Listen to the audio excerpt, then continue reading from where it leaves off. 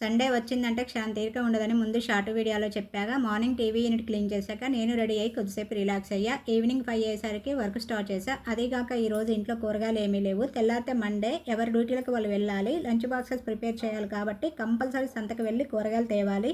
మా వారి కోసం వెయిట్ చేస్తున్నా. తను వచ్చేసరికి నైట్ 7 to 7:30 అవుద్ది. ఇక సంతకు వెళ్ళి కూరగాయలు తెచ్చేసరికి లేట్ అవుద్దని నేను మా చిన్ను ఇద్దరం కలిసి వెళ్ళాం. అదీగాక రైనీ సీజన్ కాబట్టి క్లైమేట్ ఎప్పుడు చేంజ్ అవుద్దో చెప్పలేం.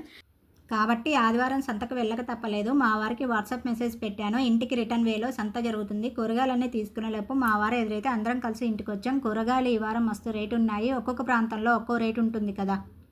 ఇక ఇంటికొచ్చిన తర్వాత 2 బ్యాగుల్లో ఉన్న కూరగాయలని కింద పోసాను. నైట్ డిన్నర్ ప్రిపేర్ చేయాలి. డైలీ నైట్ టైం జొన్న రొట్టె చేస్తున్నాను. అందరం అదే తింటున్నాం. హెల్త్కి మంచిది. వెయిట్ లాస్ అవ్వాలనుకునే వారికి ప్లస్ పొట్ట తగ్గాలనుకునే వారికి మంచి ఫుడ్. జొన్న రొట్టెల్లోకి డైలీ డిఫరెంట్ కర్రీస్ చేస్తాను. పప్పు, ఆలు బఠానీ కర్రీ, రోటి పచ్చళ్ళు, గ్రేవీస్ ఈ రొట్టెలకు తింటే టేస్ట్ బాగుంటుంది. జొన్న రొట్టెలు ఎవరైనా తినచ్చు. ఒకటి తింటే పొట్ట ఫుల్ అవుతుంది. జొన్నల్లో ఎక్కువగా ఫైబర్ ఉంటుంది.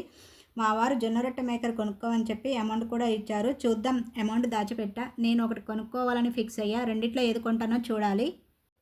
తెచ్చిన కూరగాయలను పక్కన పెట్టి ముందు జొన్న రొట్టెల కోసం ప్రిపేర్ చేస్తున్నా. జొన్న రొట్టె పిండి కోసం జొన్నల్ని కిరాణా స్టోర్లో 5 కేజీలు తీసుకొని అందులో 2 కేజీలని ఇడ్లీ దోశ కోసం పక్కన పెడతా. మిగతా 3 కేజీలు ఉంటాయి కదా, వాటిని క్లీన్ చేసి గిన్నె పట్టిస్తా. ఒకవేళ మీకు జొన్న రొట్టె వీడియో కావాలంటే కామెంట్ చేస్తే నేను జొన్న రొట్టెని ఎలా చేస్తానో వీడియో పెడతా. ఓకేనా. జొన్న రొట్టెల కోసం పిండిని కలుపుతుంటే మా వారు వచ్చి ఏదో అడుగుతుంటే నేను ఆన్సర్ చేస్తున్నా. మాట్లాడుతున్న పిండిని కలిపి లిడ్తో క్లోజ్ చేసి 10 నిమిషాలు రెస్ట్ ఇచ్చేసా. రెస్ట్ ఇచ్చిన తర్వాత పిండిని బాగా కలిపి రొట్టెలు చేస్తే పొంగుతూ సాఫ్ట్గా వస్తాయి. మీలో ఎంతమందికి జొన్న రొట్టెలు చేయడం వచ్చో కామెంట్లో షేర్ చేయండి. ఇక పిండి సాఫ్ట్గా అయ్యేలోపు 10 or 15 మినిట్స్లో తెచ్చిన కూరగాయలన్నింటినీ సర్దేశా. ఈ వారం కరివేపాకు 10 రూపాయలకి మస్తు ఇచ్చారు. కరివేపాకు ఇంట్లో ఉన్న మళ్ళీ తీసుకున్నా. దేనికోసం అంటే కరివేపాకు కారపొడి చేద్దామని తీసుకున్నా.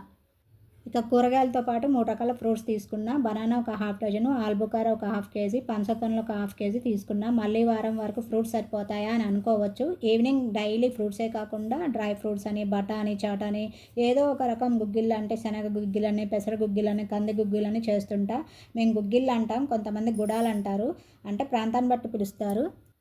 తెచ్చిన కూరగాయలను, ఫ్రూట్స్ని అన్నీ ఫ్రిడ్జ్లో సర్దేసి జొన్న రొట్టెలు చేశాను. అందులోకి కర్రీ, ఎగ్ గ్రేవీ చేశాను. సూపర్ టేస్ట్ ఉంటుంది.